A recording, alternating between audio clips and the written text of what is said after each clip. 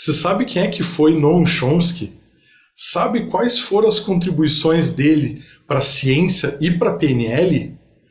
O meu nome é Jonatas Crisel, eu sou especialista em programação neurolinguística e no vídeo de hoje eu vou falar desse gênio da linguística.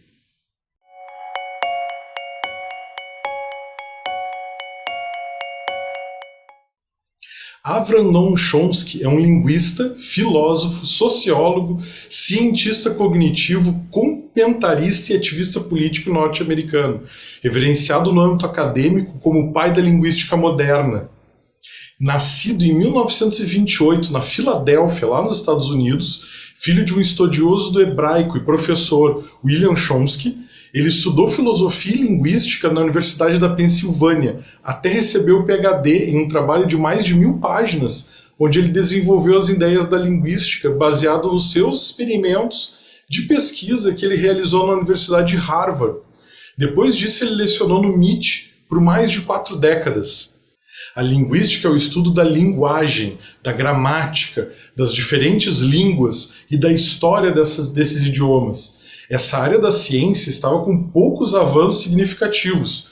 Desde a Grécia Antiga, onde existiu a tradição clássica, e agora no final do século XIX, onde nasceu o estruturalismo, principalmente com a figura do suíço Ferdinand de Saussure.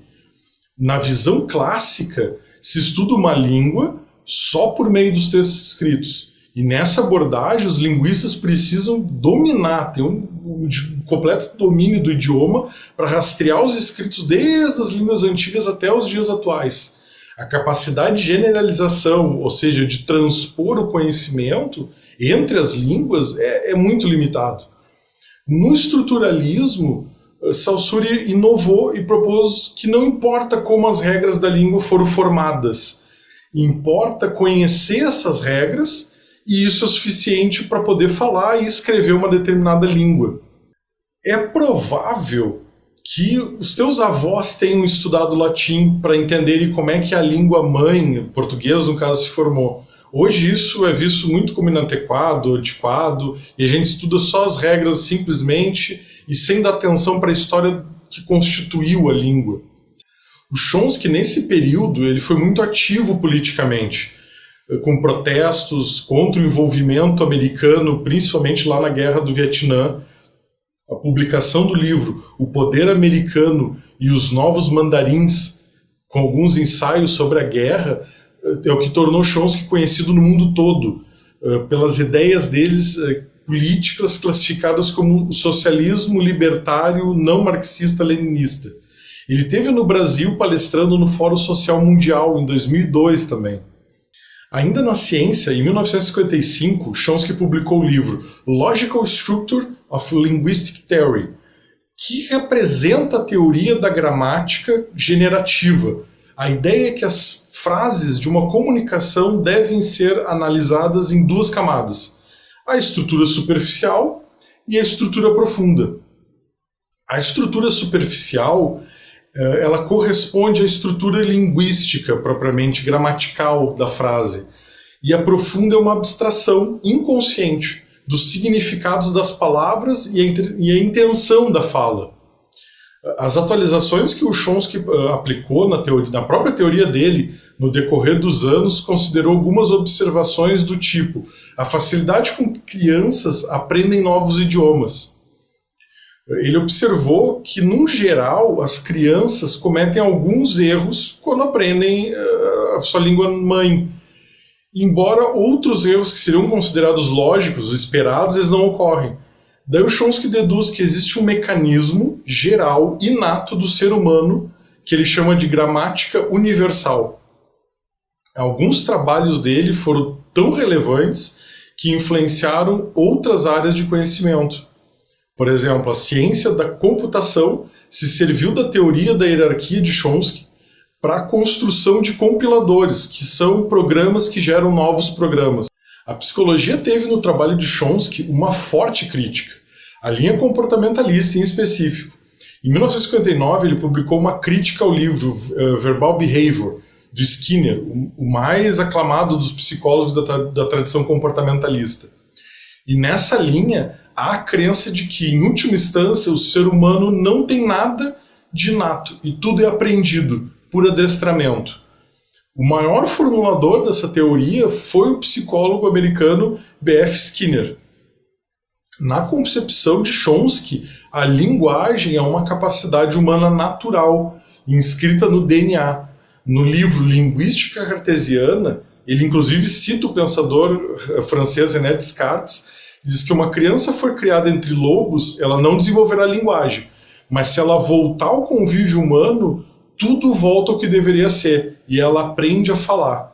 Já o macaco, mesmo que seja criado apenas entre humanos, ele jamais vai desenvolver a linguagem, que não é inata para ele. Com essa crítica ao Skinner, o Chomsky mudava o eixo de estudo da linguística, que era considerado algo externo ao homem, para algo interno, algo inerente de cada um de nós. O Chomsky também divergiu do caminho positivista do estudo da língua, que considerava a língua tal como ela se apresenta na fala ou nos escritos. Considerando que a cada época, a cada indivíduo e a cada região existem modificações que são introduzidas na língua, o trabalho é infinito, não tem como estudar linguagem. E o Chomsky propôs uma descrição algébrica da linguagem. Ele então procurou, no lugar das particularidades de cada língua, as características que são comuns, universais, que deveriam marcar a origem comum no cérebro humano, entre todas as línguas. E essa é a ideia da estrutura profunda, esses marcadores universais e abstratos, onde o raciocínio ocorre sem o uso de palavras. A estrutura superficial, essa sim corresponde às frases, às palavras que a gente expressa. Um exemplo clássico, imagina duas frases, João comprou o caderno, e a outra frase, o caderno foi comprado por João.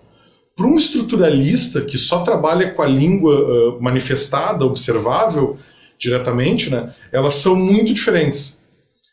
Já para o Chomsky, embora com ênfases diferentes, né, a primeira começa a frase pelo agente da ação, enquanto a segunda inicia com o objeto, na estrutura profunda, ambas as frases seriam uma só. As transformações entre um estágio profundo e o outro é que seria o objeto de estudo do linguista.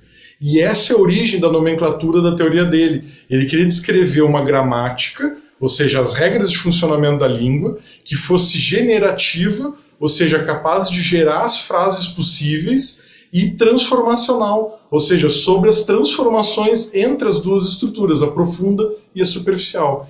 E essas regras algébricas deram origem ao que hoje a gente chama na PNL com o nome de metamodelo, que é um conjunto de perguntas, no fim das contas, que visa facilitar o acesso, ou melhorar o acesso à estrutura profunda, de modo a esclarecer, a dar precisão na comunicação entre pessoas ou dentro da própria pessoa. E eu vou falar disso em outro vídeo futuro.